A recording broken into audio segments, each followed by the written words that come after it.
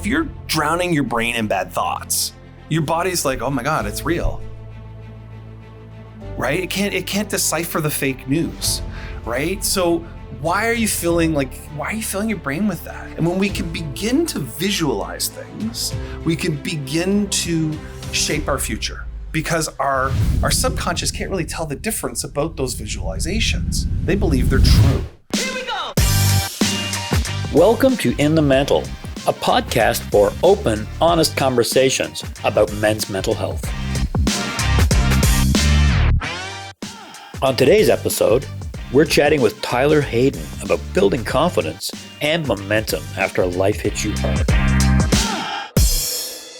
Tyler, welcome to In the Mental. I'm ecstatic to be here. It's been a long time coming, and I'm glad I could finally get on the show. Glad we could get you in here. Yeah. So listen, I'm going to dive right into it. Okay. Today, we're talking about resilience. Yep. And, bouncing back after life's challenges hit you down. So, Tyler, you've built an incredible career, but it wasn't always like that. No. Can you tell me a little bit about where you went from there to here?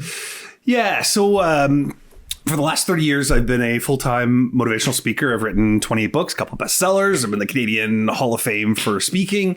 But I didn't grow up that way, right? I was the young, fat kid. I couldn't read till I was in grade 3. I had glasses, like a cold tub of lard. I had a lisp, you name it. I had all of those hits along the way when I was a little kid. And then adding to that, I had the ADHD, and I was sexually abused by my a family member, a step family member who took away a lot of my innocence.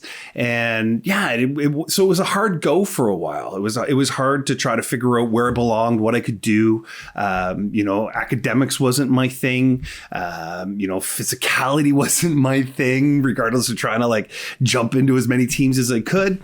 But just through the years, and what I began to realize is that all of these things that happened in my life could either be books that weigh me down, or I can write executive summaries, and I can figure out how can I use these things to help me accelerate forward. And that's what I started to do. I started to, you feel those things in life, and they become heavy, they become weighty. And my shoulders are really big. I'm 6'5", 270 pounds, but you can only carry so much. So it was about how do I unpack that and how do I grow? Was there a moment, or was there a thing, like a catalyst? Yeah, I think I had a really good teacher in grade 7. His name was Mr. Gaynor. He was fabulous. He gave me his time, his wisdom, his experience. He really shared with me. He listened to me. It was funny because I was in remedial classes in school, and he took me and said, "No, Tyler, you don't belong in remedial classes. You belong in these enrichment classes." And I'm like, okay, well, what does that mean? I was, the bottom of the academic pile, and now all of a sudden I'm in the enriched academic pile. And I'm like, well, how did I get here? And what he helped me to realize is that everybody has different learning strengths. And my learning strengths don't fit in that traditional, academic roadway. So he was able to say, your creativity and your energy and all these things that you have, they're your power, they're your passion, they're your strength, right? So he just started to guide me in those ways, and he started to fill in some of the gaps that I was having educationally. So helping with my math and my spelling and all those types of things. And he was such an inspiration. He had this surgery in his eye, and he lived next door to the school, and he was off for a year. And I remember watching him. He would follow the fence all behind his house and then walk over to the school, and he would sit in the back of the classroom while the substitute teacher taught, wearing a blindfold because his eyes they looked like a hamburger. And he would be there as a mentor. He cared just that much. And that was kind of the caring and loving of another human being that really helped to just solidify that I had a safe place to grow from. So that right mentor walking into your life made a big difference. He got you out of the cookie cutter? Yeah, he showed me that what mattered was, we expected that everybody wants to have the cookie cutter, like let's make the Oreo cookies because we can make a lot of money with Oreo cookies. But I became the Vandal Donuts, man. Like they were like, let's make something that's individual. Let's make something that's unique. Let's make something that's exciting and special. And that's what I turned my career into.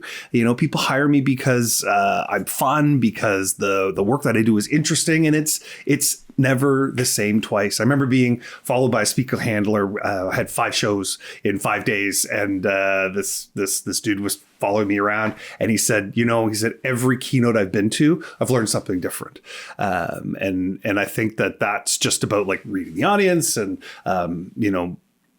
my creativity and all those strength pieces that Mr. Gaynor uncovered.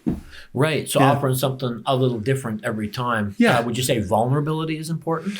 Yeah, I think that I try to speak from my heart. So in my work, I'll spend a lot of time. I know it sounds hokey. But I kind of sit with the audience, and I always say before I go on stage, I'm open to whatever message I need to give.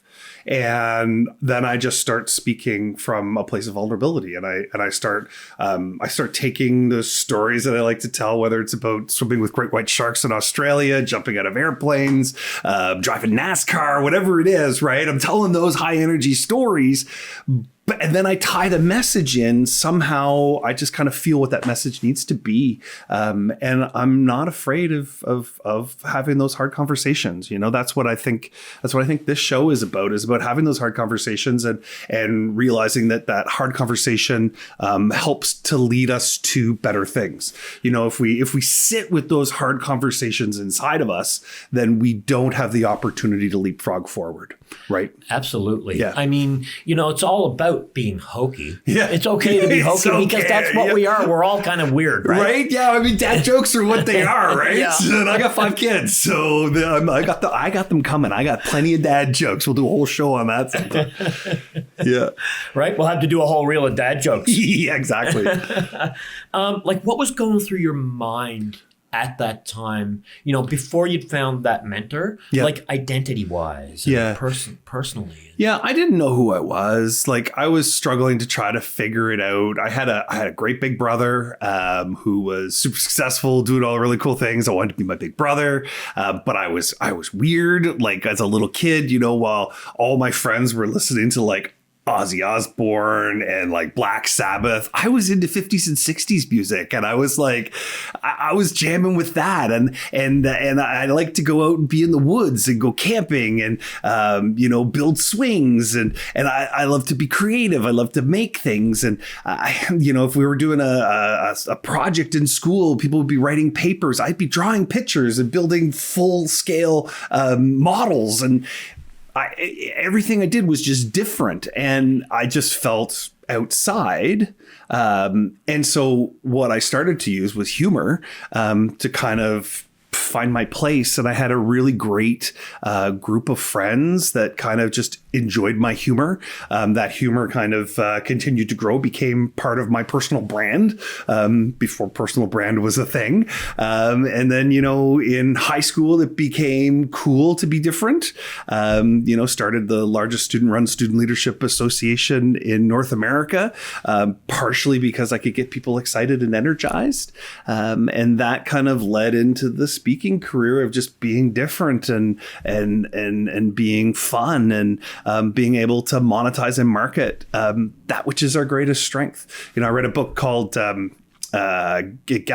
It was Strength Finder 2.0, and it's this database of like, what are your greatest strengths, and you go through this thing figuring out what your greatest strengths are, and at the end I was like, okay, well, these are my strengths, and that's like my own little fingerprint on life, and that's what matters. It's not what other people want me to be or want me to do that matters. And 30 years later, I'm still self-employed, still cracking jokes, still trying to make a difference with all the the gifts of the hit, as my friend Peter Davidson calls them, all those gifts of the hit that kind of got us to where we are today. So that's been my path. So you found your weirdos. You found your I'm people, a weirdo. Yeah, right? that's it. I had a theater friend, and I was at a party one night, and it was all theater people. Yeah. And she looked around the room with this big sigh. She said, "I love my theater." Yeah, right. Because you find your tribe, right? Totally. Can we talk about the gift of the hit? Yeah, for sure.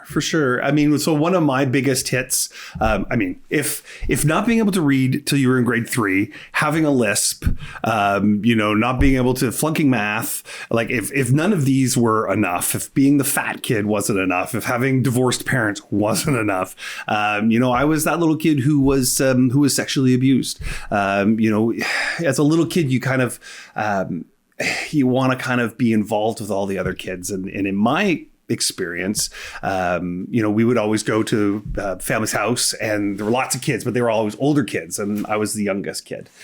And what would happen is I would always end up playing by myself. And, one day, one of the older kids took an interest in me and invited me into, I call it the secret behind the bookcase. Okay. And they had this bookcase that kind of moved. And he had his like little den on the inside. And he took me inside the den and did stuff that you just don't do to kids. You don't do to anybody. And that was where that started. And I started to hold on to all that stuff, and I couldn't tell anybody. And it became part of the fabric of my fear. Right. And that fear fabric started to lay over top of me. And that's when I started to gain a lot of weight. And that's when I started to, really pull myself back and become more insular. And, I pushed it down and kind of. You internalized it. Yeah. Yeah. And then a few years later, I was sitting in university. I was watching Oprah, of all things. And Oprah did a story on kids who were sexually abused. And I remember resonating with one of the things that I heard, and it was just like the floodgates opened. And I remembered everything. My roommate came in, fabulous human, and he sat down with me again, another mentors, right? Yeah. He sat down and he just listened. And then, talking it through professional help, through writing, through, colleagues, all that kind of stuff. I started to learn that, that's just an event in my life. And it had to happen for a reason. I'm still struggling to find exactly what that reason was. But I think, part of it is, building that resiliency, finding that space for caring and love. One of the things that I'm a staunch, very, I'm very not aggressive, but strong towards people, impacting others. So I will stand up for, people who are downtrodden, that kind of stuff. And that I think that just comes out of that passion of protecting that little boy who was hurt so bad. Absolutely, it does. Because, Yeah. I went through my own mental health struggles. Sure. And when you get to a certain point, you start to understand, look, if I can't sort this stuff out, at least I'm going to do no harm. Yeah.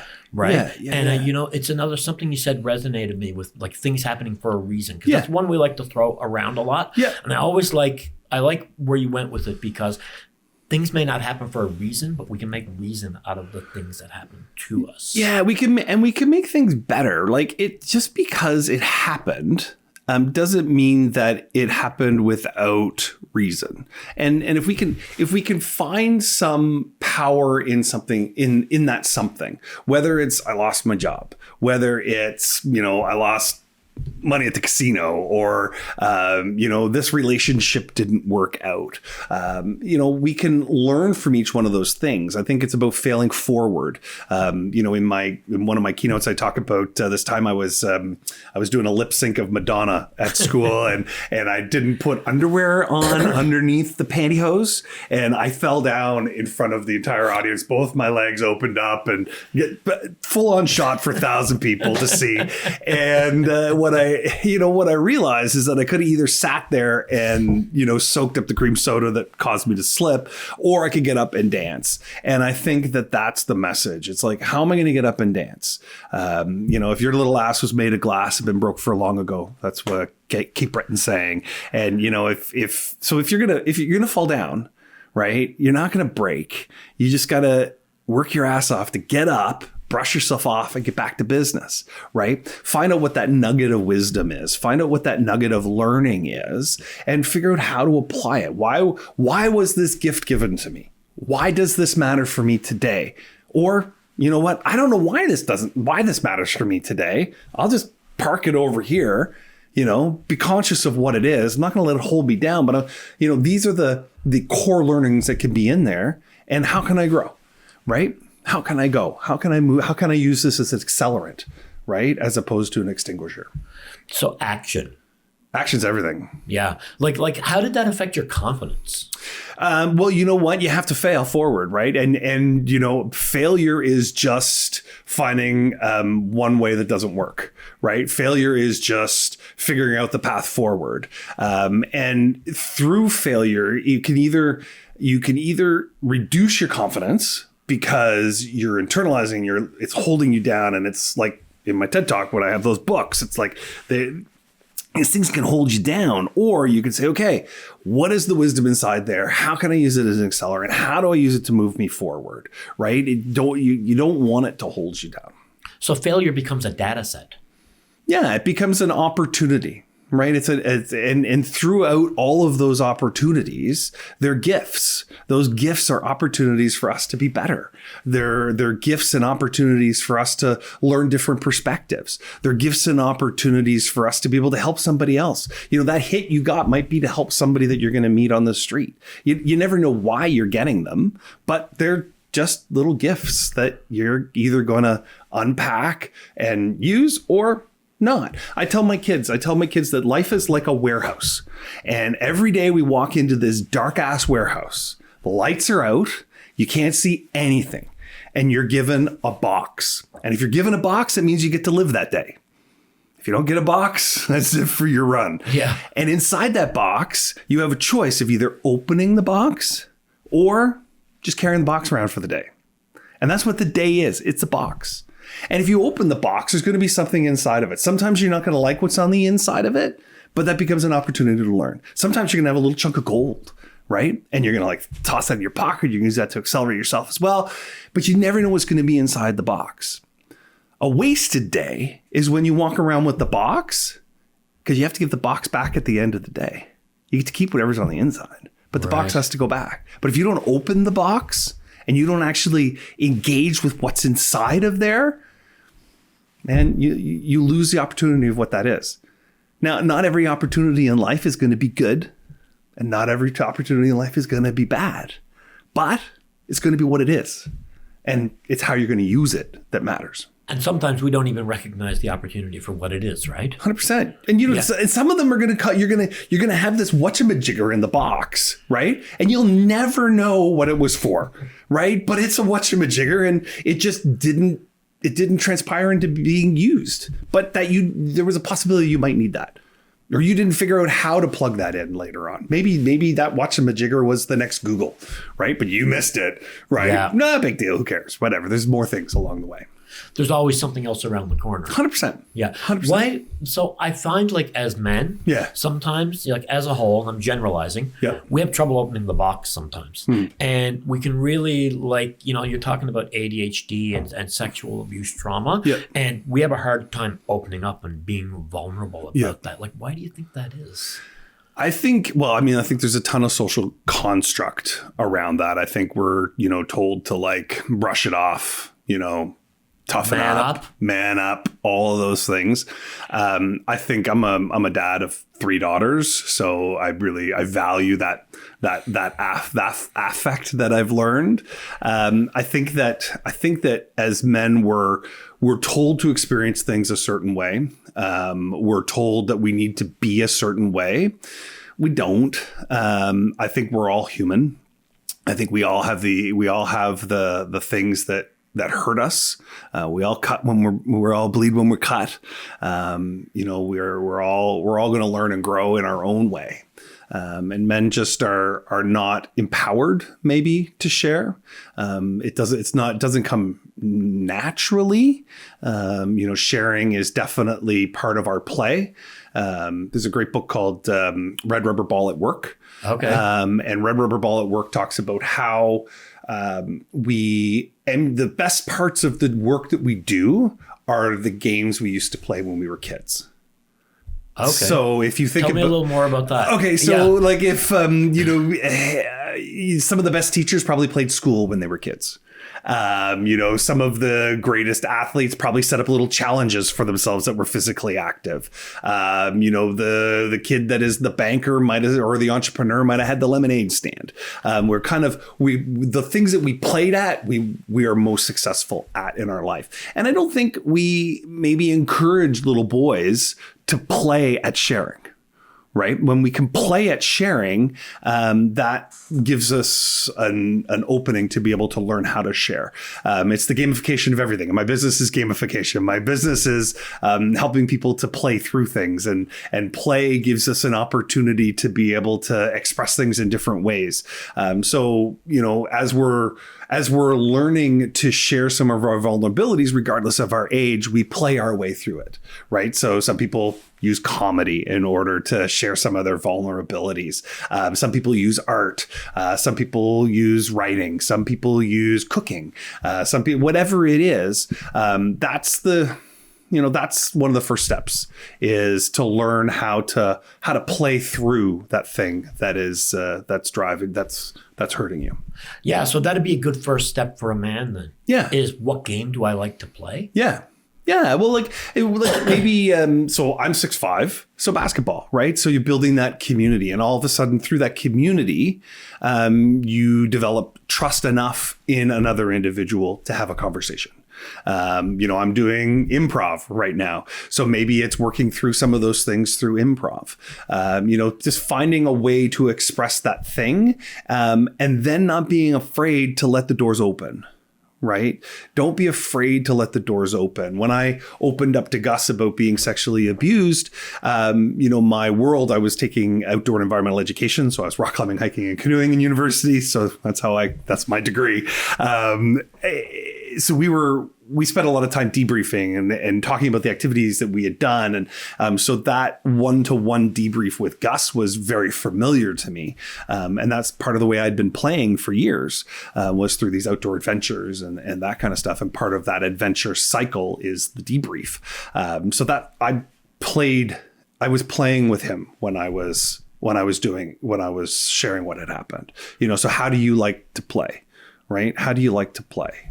Yeah, because that's a risk. Yeah. I mean, you took a risk there. Yep. And I guess that is a risk, opening up like that. 100%. So what would be a good piece of advice for somebody who's ready to take that risk? Is it find the right person or what? Yeah, I think that anytime you're going to take a risk, you're opening yourself up to whatever the outcome is going to be, positive or negative.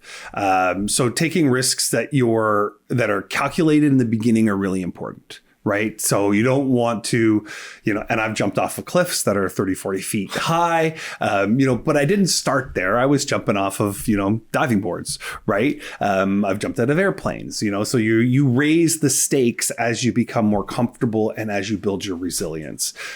So coming to the point at which you're ready to share might come when you've built some of your resilience. So building that resilience and that strength by doing things that you never thought you could do before. So maybe you're sitting on that thing that's holding you down.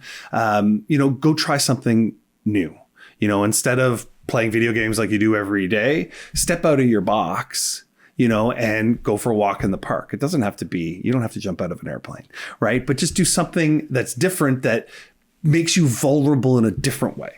Right. And you learn the skill of being vulnerable. Right. And you learn that through my vulnerability, I'm not getting hurt. Right. Because we don't want to do things that hurt us. We want to do things that help us. So if we can start to build our skill set, it's really just about taking those progressive challenges, right? Anything we want to accomplish in life, you can read Automatic Millionaire by David Bach. It's about, if you want to be a millionaire, he calls it the latte factor. Instead of buying a latte every day, take that $6.75 that you would pay for your latte and put it in the markets and let it grow at 6% and let the interest compound. And in 20 years, that $6.75 latte is probably worth like $30, right? And our vulnerability, our mental health is exactly the same, right? If we make those small incremental changes and those small incremental investments in ourself, then we begin to kind of build that strength set. Right. It's in the show I talk about loonies, right? And it's about doing individual loonies. It's not about the big toy. It's about the individual loony. Mm-hmm. If you add up enough little loonies, you can buy all the big toys you want, right? But what you need to focus on is the individual loony. So if you want to grow and you want to be stronger, take those incremental risks so that you can then eventually take the bigger risk. Because I think we can get really stuck there because it is about those little incremental steps. But a lot of times we think it's going to be that big epiphany. Yeah. And that becomes that self-help trap. Yeah. Where it'll be the next book, it'll be the next course, it'll be the next thing that gives me that one big thing that changes everything. Big things are nothing, right? Big things aren't sustainable. It's about the little things that build momentum, right? Life is momentum, right? This is a journey. This is not a destination, right? I talk about their Andy U-Haul attached to your hearse. Right? Like this is a journey and none of that shit matters that you accumulate, right? It's the difference that you make. It's the impact that you create. It's a life well lived. It's unpacking your baggage. It's connecting with great people. It's all of those things that can become definitions for a great life, right? A great life doesn't have to be driving a Maserati. Maybe it is. Yeah. Right. But what's a great life for you might not be a great life for me and vice versa. Right? Exactly. It's idiosyncratic. If you walk into the National Gallery in Ottawa and you look at art and you go see Fields of Fire, like that is 3 lines. One is blue and 2 are orange. That's it to me. I do not see the $14.8 million or whatever Canada paid for that. Yeah, right. Yeah. But you show me a Robert Bateman and you show me some of the beautiful animals that he's painted. Like that's art to me. You show me a Maud Lewis and you show me a picture into what Nova Scotia looked like 100 years ago. Like that's art to me. But that's my art. Yeah. Right. And your life is different than my life. And how you define success is different than how I define success. Right. So when we're unable to open up about those hidden struggles that we're carrying, how do you think that shows up? I think it shows up, our body manifests it in a bunch of ways. So I'm happily divorced. I guess that's another one of my things. I'm happily divorced, and I feel so grateful for all the great memories that we had throughout the years. I feel grateful for when I look back and I think about like Christmases with my kids, and they were great moments. I think about trips to Disney, and those were great moments. I remember getting married, great moments. But as things kind of progressed in life, our great moments became less, and the struggles became more, and my weight began to increase, my fatigue began to increase, my irritability began to increase. I wasn't living a good life. I wasn't being the best dad. I wasn't being the best partner. I wasn't being the best business person. And you can feel when something's off, can't you? Right. You feel it inside your body. You feel those, and you feel it manifesting inside your body. It was funny because I remember we had to call the ambulance to lift me up off the ground because I pulled my back. Now my back is healthy and strong. And I think my body was holding on to those things, right? And I think if you look in the mirror, look at the brightness of the whiteness of your eyes, and as you stress, they'll yellow up a little bit, right? Maybe even red up a little bit, right? The quality of your hair, the quality of the interactions that you have with others, all of those things are indicative as a result of those stresses that we're holding. Yeah. Right. So, and we'll physically hold it. Right. Like more stress, more cortisol, hard 100%. To get rid of weight. 100%. For example. 100%. 100%. And it's everything from like your dating life to your work life, to your financial planning life, to what you choose to eat, what the shows you choose to watch on TV, the podcasts you choose to listen to, right? All of those things become manifested in how we feel about ourselves. And your mind can't tell the difference between whatever you're thinking. So if you're drowning your brain in bad thoughts, your body's like, oh my God, it's real. right? It can't decipher the fake news, right? So why are you filling your brain with that? NLP is exactly that. Tony Robbins made his gajillions off of that. Right. How our brains are just computers, and how are you going to program it, right? What are you going to believe? You don't even have to believe it in the beginning. Like you don't even have to. I used to use there's a great book called Creative Visualization by Shakiti Gawain. Okay. And she talks about how do we see things? So how do we visualize things? And when we can begin to visualize things, we can begin to shape our future, because our subconscious can't really tell the difference about those visualizations. They believe they're true, right? Right. So if you want to own a BMW, go take one for a test drive. Start seeing yourself in one. Use, any of the AI generating things to put you inside of that. Generate a picture, a video of you driving that, and watch it regularly. And then you start doing the incremental steps to get yourself there. Setting up saving plans, whatever, right? But that's the key: is how do we get our mind to start to see the things that we want in our lives? Yeah, not be replaying those trauma loops, because it works the same way. 100. You're reliving your trauma, and your brain is going, here we go again, right? Right on. You ever find yourself sitting on the sofa and, starting to think about something, and you perseverate and you cycle and you cycle. The next thing, you're sitting in the sofa and you're crying. Yeah. I mean, I'm not saying I'm immune to that. Yeah. Right? Like a couple of days ago, I sat in the sofa and I cried. Yeah. I mean, we all do the work, but we're not perfect. That stuff is gonna come up. It's in our nervous system. 100%. Yeah. And everything is balance. Yeah. Right? Like sometimes you got to take the good with the bad. Right? You got to take the good with the bad. Like just because you're having a great time, and there's, where there's that much shit, there must be a pony. You can look at it that way, but sometimes there's just going to be that much shit. Yeah. Right? Sometimes it's just that much shit, and it's fertilizer, so you can use it for something. But right now it feels like shit. I like that. It's fertilizer. You can use it for something. Because even though you're having that moment, it doesn't mean the work's not taking or the work's not working. Exactly. Right? Exactly. Do you think we can have a proclivity to quit when that happens? Yeah, I think we forget that. I think we forget the value of the moment, right? We forget that value of that moment, and life becomes heavy and life becomes bigger. But we forget that we become disabled by that moment is not enough. Right? That whole, I'm not enough. This is not enough. The effort I'm making is not enough. I need to do more. I need bigger. I need, that is, I think it's a first world problem.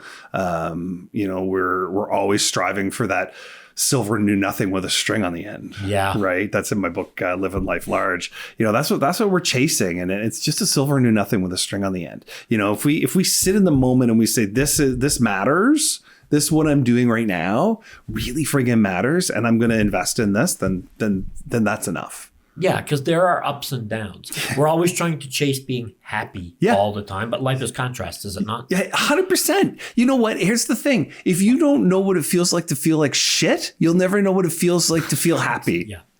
You never will. And what's the can you imagine walking through life happy all the time? That was the Truman Show.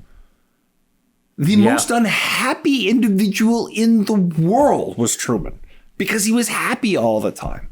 I worry about those people that play that they're happy all the time. Yeah.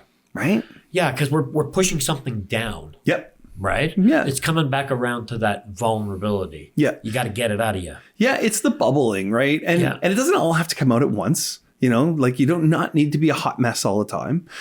You do not need to be a hot mess with everybody. Be a hot mess with the people that love and care and respect you.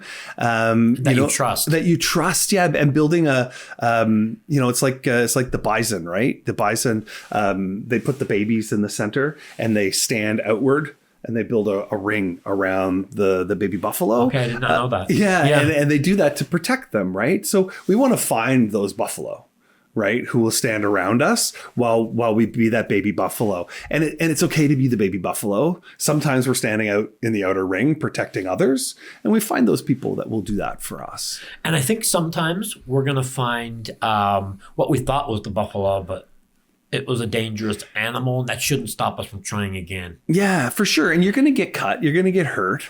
right? Like you're gonna emote and give something to somebody, that gift, and it's gonna come back at you. But that's all part of the journey. It is. It's just part of the journey. Yeah. You can either say, oh my God, that was the worst thing that ever happened to me. You go, oh, well, that's a good learning experience. I have uncovered. It's funny because I tell my kids that people are kind of like Mr. Potato Head, right? And what happens is, you remember Mr. Potato Head, the toy? Oh, yeah. And you can put the eyes on, the feet on, the legs on, the arms on, all the things, right? And what you can do is you can learn a lot about people by people you already know. Right. So when I met you for the first time, you reminded me of a friend of mine named Bill, who is the most gentle, caring, loving individual. Those were the eyes, the legs and stuff that he had on there. You have a lot of other traits that I still haven't uncovered yet. But I know that that's part of who you are, is what I know of Bill. Right. So I approach you like I approach Bill, and it's working out so far. Yeah. Right. And I think till we get to the tough stuff. Till we get to the tough stuff. But I think that's part of our skill, is to go, okay, so people in my life, and if this could be a hack, you could do this. Sit down and think about, like, who are the people I trusted the most? Who are the people who helped me the most? Who are the people that hurt me the most? And try to conjure up an image of what that person looks like. It's probably pretty easy. And then as you meet new people, go, that's Mr. Gaynor, right? That's my mentor, Mr. Gaynor. That's my Gus, right? And I'm seeing the qualities in them that I like. And so I'm going to lean more into them. Or you go, oh, wait a minute. That's Bob. I don't want anything to do with Bob. Right. I've had enough Bobs in my life. Yeah. So right. It's kind of pattern recognition in a way. 100%. Yeah. 100%. Because I don't know if it's, I have no science on this. All right. This is Mr. Potato Head science. Yeah. But it's worked for me, is that I see those traits and those behaviors. It's just like in the corporate work I do, instead of looking at KPIs, so KPIs are a thing in business, key performance indicators, I believe in KPBs, which is key performance behaviors, right? What are the behaviors it takes to be successful in this job? And I think people are the same. If I look at the behaviors that people present, there can be common behaviors that make you more successful at certain things. Like one person is really good at listening, right? They have a listening that's Gus, right? And that becomes like a behavior that I might need over here at another time. And I'm going to find that in this other person that I've met. I met Shelly, and Shelly's great at that, right? I met Meg, and she's great at that. But she can't quite connect. They can't quite connect the dots, right? Right. So it'll help create a little bridge, would you say? Yeah, a little bridge, just a little opportunity to go, this makes taking that risk a little bit easier. Like I already have a bit of data that says that person might be the right person to do this, and I can test the water, and then I can go, that worked, or ooh, I was wrong. It's okay to be wrong. Yeah. Yeah. Absolutely it is, right? Because that's more data, right? Don't beat yourself up. And I think, like, what are your thoughts on this? I think sometimes we can get hung up on red flags. Yeah. But everybody has a bad day or something's going wrong, and there's a red flag flying. Yeah. But it comes down to patterns. Yeah. That's what I'm hearing. I do believe in red flags, but I'm purposeful about my red flags. Okay. So the way I do red flags is, you see red flags during the day all day long. There's like, oh, that was weird. Oh, that's wrong. Oh, that's great. Yeah. Right. You see all these flags popping up. It's like kind of like whack-a-mole. And what I do is I place a flag. I call it a red flag day. And I then evaluate all the things that have happened between the point at which I'm wanting to do something in my life and this red flag day. Is it working? Is it not working? Right? This is the day. I'm not going to do it based on this this responsive nature or this reactive nature of, I saw that red flag, so I'm done. Yeah. I'm doing it on this day because I know that sometimes it's not going to work, but sometimes there's going to be great things that are going to happen along the way. And it's that day I'm going to make that decision. It's the trend. Yeah. And It's like, what's the common through line? And maybe I'm stopping, or maybe I'm going forward. Right. So don't just look at don't react to the events that are happening. Be strategic and say, this is the plan. This is the strategy. It makes sense 6 months from now to make a decision, not today.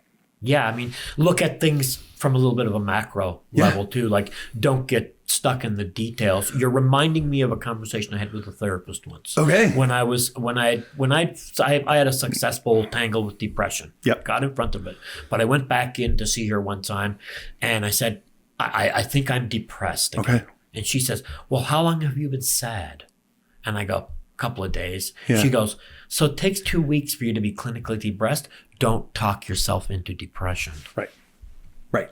And that's that whole talking yourself into things. That's your whole, your subconscious mind believes the things you say.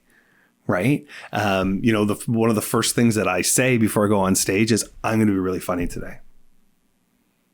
I'm the most hilarious thing these people have ever seen. I'm going to deliver a message to someone that's going to change their life. I say that to myself in the morning when I'm getting ready in the hotel room. I'm putting on my shirts. I'm like, this is going to be the greatest show I've ever done. Right. Yeah. That's because I'm just programming myself for what my day looks like. Yeah, right. Because what we think we will go to. Right. When you wake up in the morning, look at yourself in the mirror and say, I'm going to make a new friend today. I'm going to reach out to somebody. Right. I just read a report that said that longevity is based on your relationships, and they don't have to be long-term interpersonal relationships necessarily. There's a whole blue ocean strategy thing. There's a whole thing about that, but which is true in my opinion. But they were saying that it can just be talking to someone and opening the door for them at the local general store. Right. You open the door. Hey, how's it going? Good to see you. Hey, I love your shirt. I love your hat.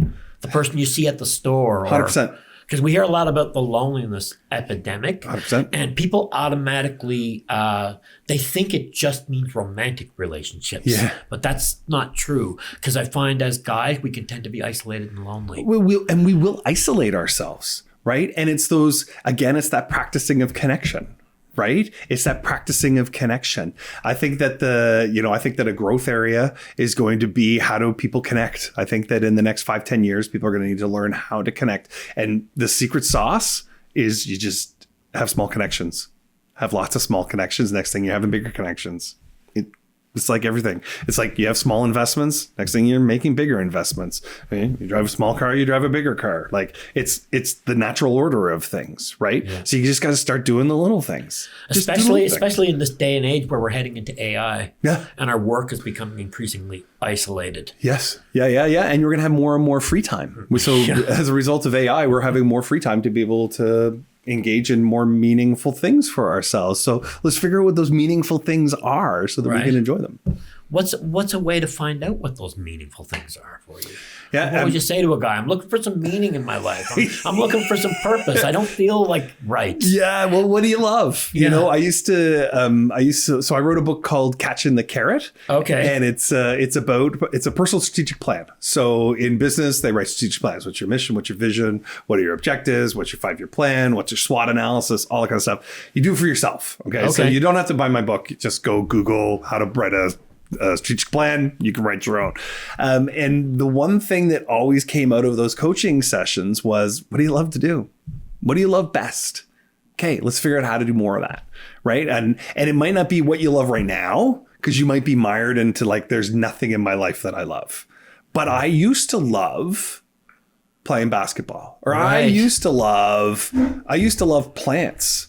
Right. I used to love going out with the guys and having a drink. I used to love whatever, and just start doing the little things you used to love to do. And that thing we love doesn't have to be our job. No. So Mikhail Csikszentmihalyi wrote a book called Flow. So flow theory is, it's about, you ever been driving your car and all of a sudden you're like firing down the road and you like lose track of time? Yeah. Okay. That's flow. So it's where your challenge and your experience kind of in your skill level come together, and it's like it's beyond optimal arousal. It's flow, and flow is where you lose that sense of time and that space, and you're engaged in the activity, and you've got that mastery, right? Rock climbers get it, artists get it, and it's about.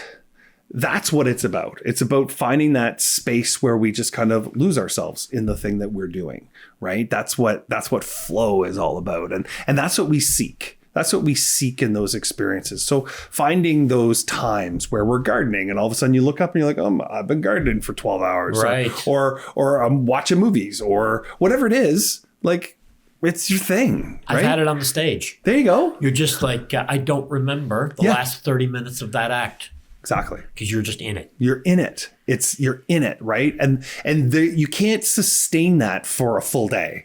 Right? There are momentary slideshows, right, in our lives, but they're important, right? And it's kind of like again, contrast. Yeah, it's like REM sleep time, where it's like that's the most rejuvenating sleep that you get, right. But you got to get there, and the only way you get there is by increasing the challenge level and increasing your skill level. So if we want to have that in our lives, then you have to go and invest in the art of being on stage, invest in the thespian craft, right? You have to learn those skills and you have to get on bigger stages in bigger parts, right? So regardless of what it is you're doing, that's how you find that magical spot. Yeah, absolutely. Right. Because I find that more with stage than film. Okay. Because it's the risk. Right. You know risk because you're on stage. That's your life. That's your living, right? Yeah, that's it. It's that risk, right? Yep. And we all look for those risks. I mean, my life is about risk. My life is about jumping out of airplanes and jumping off of cliffs in the Swiss Alps. And like that's what my life's all about. I love having those pocket adventures. And it's where the challenge level gets really high and I'm maxing out my skill levels and I'm getting these amazing experiences as a result of that. And that's my thing, right? That's my fingerprint. Right. That's what I love. Yeah. You know, what is that you love? You know, just start with something that you love and just do more of it. Yeah. And do the things you need to do to get you to it. That's it. That's right? it. And it doesn't have to be it doesn't have to be expensive. It doesn't have to be big. It just has to be a thing you go and do. It has to be just a little part, right? Yeah. Right? Just a little part. Because I love this. I love being on here and I love talking to people like you and learning new things. Yep. But this whole process, 75% of it is boring. Yeah, for sure. Right? Yeah, for sure. 80% of my job is sales. Yeah. Right? 20%'s on stage. I live for the 20%. But like 80% is picking up the phone, setting up CRMs, doing my taxes, like all that stuff, which I hate. But I'm doing those things. Mikkelchik Sent Me High in his book Flow. He talked about this guy who worked at a factory and he could fix anything in the factory. He was really good at his job and he did it for years. But that wasn't even where he found flow. Where he found flow is he would go home and he bought the lot beside his house and he built a train set that went through the empty lot and through his backyard. Okay. That's where he found his flow. That's where he found his passion. You know, not everybody finds their passion in their work. They find their passion outside of work. Right. And it could be volunteering somewhere. It could be joining an improv troupe. It could be gardening. It could be beachcombing. It could be building art. It could be metalwork. It could be playing video games. It could be vibe coding. It could be like insert, right? It's what excites you. Yeah. So it's just the trying. And I like the idea of like doing that inventory you were talking about. Yeah. Like what are the things I used to enjoy? Yeah. Going back to that childlike wonder. That sounds like a very powerful tool. Yeah. And not when you do that, it's not about, playing cops and robbers, right? It's about what did I love about cops and robbers, right? Was it challenge or was it doing the right thing? Was it being on the right side of what innately did I love about that game? It's not necessarily I'm not suggesting that people should go out and be cops and robbers, right? Or rob banks. Right? But what is it that really got you excited about doing it, right? Was it play acting? Like that's where you find the thing that you love in it, right? It's not necessarily the game itself, but it's the gamification, the aspect of the gamification that we enjoy. Right on. Yeah. So it's You're reminding me of an exercise that we did in an acting class. Okay. Which was you were going back and you were going into childhood. Okay. And you were doing a very purposeful meditation on what this looked like and what I was feeling. As a point of connecting. Yeah. Because there's something about that childlike state. Yeah, we are like, I'm just an adult child really at the end of the day. We play our way through life. That's when we feel the best. That's when we're having the most fun. Children get hurt. Children need somebody to support them and love them. Children need to talk about their boo-boos. Children need to be excited about learning new things. And when you can access that inner child and that inner excitement, then we can start to live life large and find our spaces, right? So it sounds like a good way to get momentum. Yeah. Right? Yeah. And that's what mental health is. If you want to improve your mental health, it's about the small little actions that you take. My small little actions are different than your small little actions. The small little actions that you take today were different than when you were depressed. And they're all choices. They're all simple choices. And inaction is a choice. 100%. And it doesn't have to be successful. You just have to do it. You just have to try something new every day. And it's about checking the box, because that's the success sometimes, is just in trying the thing, not the thing itself. Right. And knowing that that's not something I like. Yeah. Knock it off the list. Knock it off the list, right? It's like, was it Edison who was making the light bulb or something? He's, every time something didn't work, he was like, that's just one. I just figured out one way that it doesn't work. Yeah. When I was in sales, there was an insurance guy I was listening to. Yep.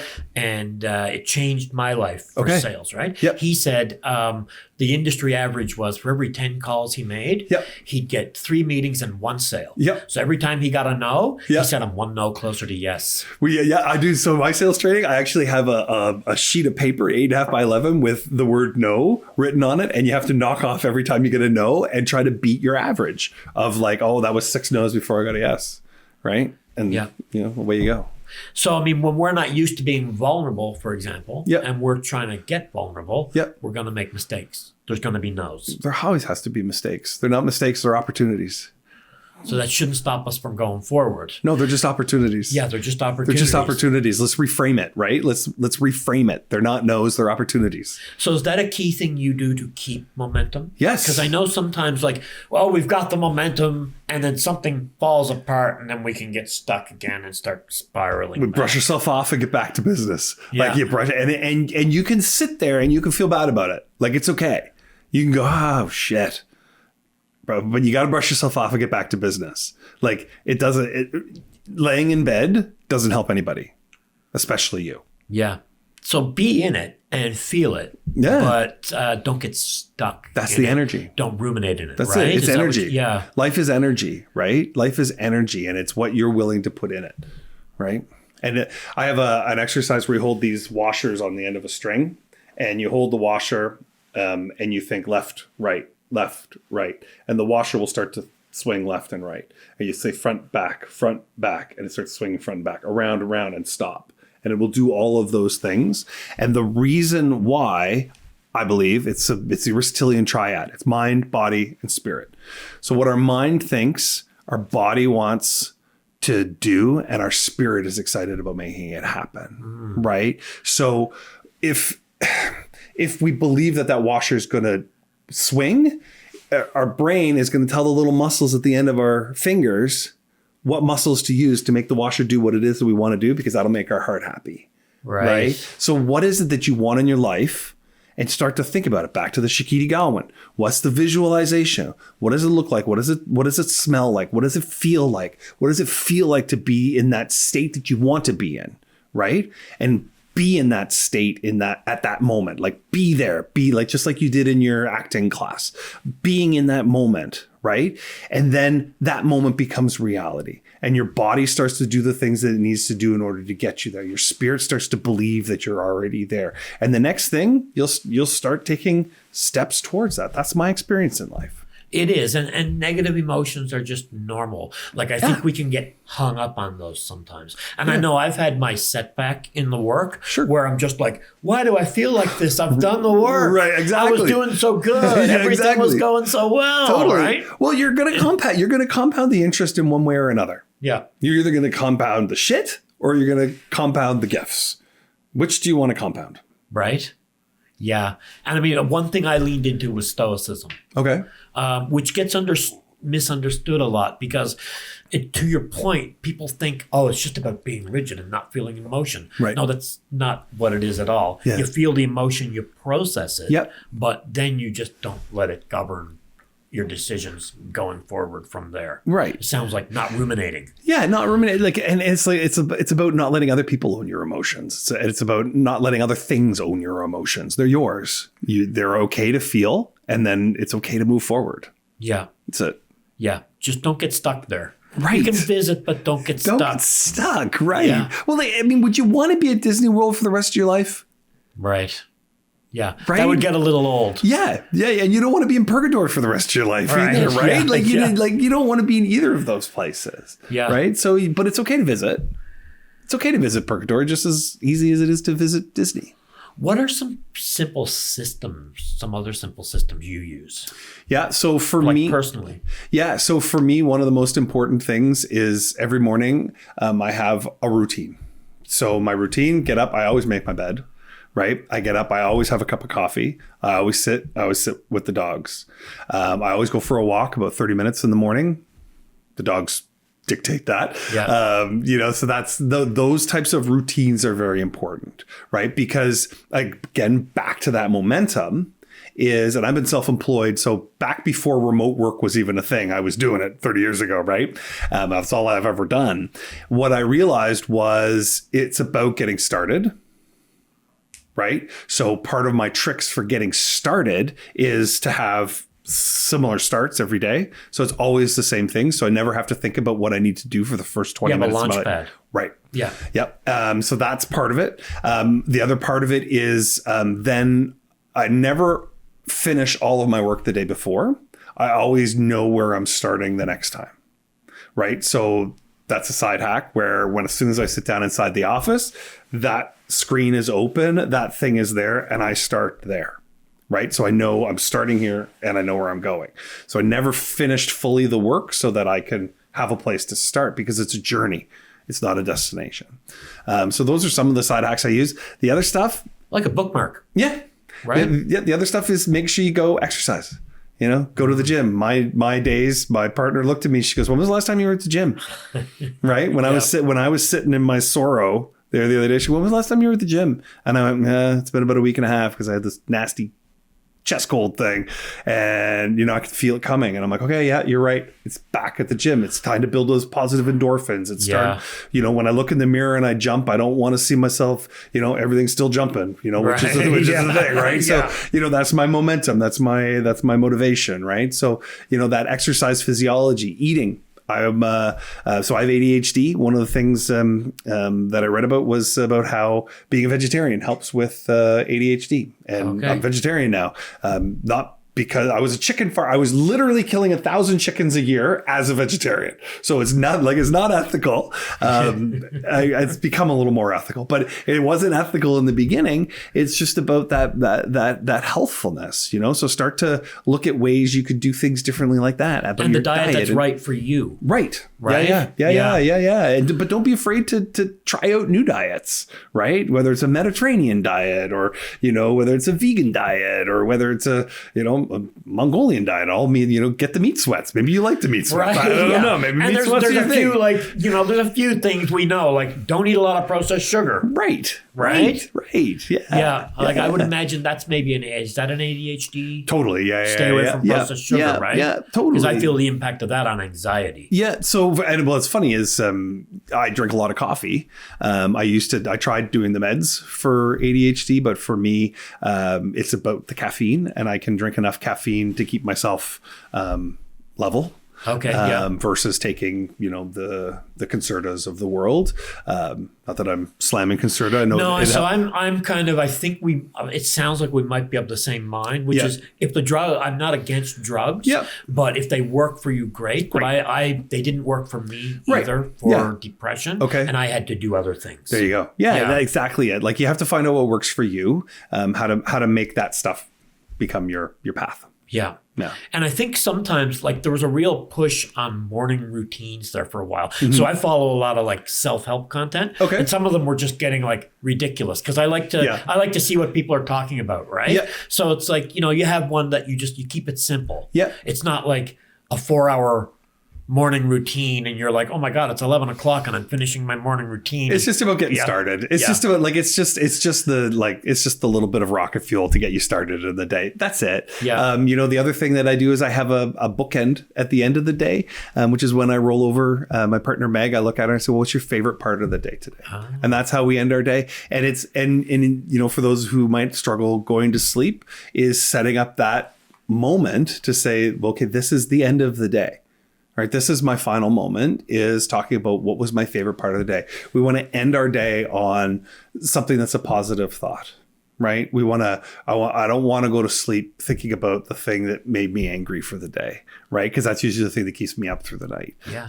And that's going to kick around in your subconscious there for the next 7-8 hours or however long you sleep. Right. So I'd rather kick around, the thing that I loved. Yeah. Right. If I'm going to be awake, I'm thinking about the thing that I loved today. Right. Like, they'll ask me, what was your favorite part today? Well, I was on the mental podcast. Right. And I'm like, that was my favorite part of the day. And we'll talk about what I did. And that develops that connection too with my partner just a little bit more. Oh, which is like critical. Yeah. I mean, it's having those people who really matter to you. I have a very healthy and positive partnership now, which is making a huge difference in my life. I feel so blessed to have someone who loves me and is caring and is interested and is supportive. For a very long time, I didn't have any of that. And I know that that's probably the most important part of this journey to me. Yeah. Is somebody to share it with. Yeah. And it's work. It's somebody to work on it with. Yeah, to be with. Yeah. And to she has her days, I have my days. And at the end of the day, we know we always have each other.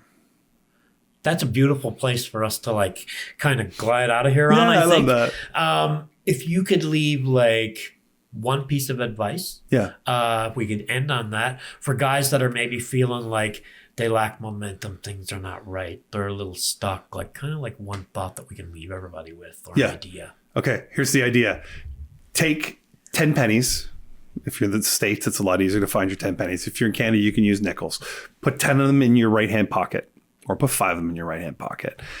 And every day before you go to bed, make sure that all of those coins are in your left-hand pocket. And the only way you can get them from one pocket to the other is by doing one of those little things, right? Do one of those little things, whether it be, creating a positive experience for somebody else, like opening the door for them, whether it be going into the gym, whether it be going for a walk on your lunch hour, whatever those little things are, give yourself the reward of moving it from your right-hand pocket to your left-hand pocket. And don't go to bed until all of them are from your right-hand pocket to your left-hand pocket. Do that for 30 days. You've created a behavior. That's a good one. That's very tangible. Yeah. Right? And that's gamifying. That's gamifying. It's like a scorecard. It's like a video game, right? That's it. And you can level it up so that if you do it 30 days in a row, you get to give yourself X reward. Or do it 10 days in a row. Do it 3 days in a row. Whatever that number is, start small, work big, right? Start with the 2 days. Give yourself a small reward. Go 4 more days. Give yourself a little bigger reward. Change your life. Brilliant. I think I'm going to start doing that today. Love it. I think I have a piggy bank full of nickels at home. I don't know what else to do with them. They're all smart meters. I used to give them to the city once upon a time. But, there you go. Tyler, this has been such a great chat. Cool. Really, really grateful for you being here. I think this conversation definitely moves a nickel from one of my pockets to the other. Before we head out, where can people find you online? So I'm at tylerhayden.com. So www.tylerhayden.com. You can also check out rubberchicken.ai and teambuildingschool.com. So I'm all about helping organizations and individuals to create more connected workplaces and experiences in life. So yeah, come find me. Awesome. So we'll put those socials and stuff on the page so everybody can find them. You've been listening to In the Mental. I am your host, Michael Stack, and I've been having a wonderful conversation with Tyler Hayden. And thanks again, Tyler, for being here, and we'll catch you all next time. Cheers. Thanks a lot, Michael. I appreciate you.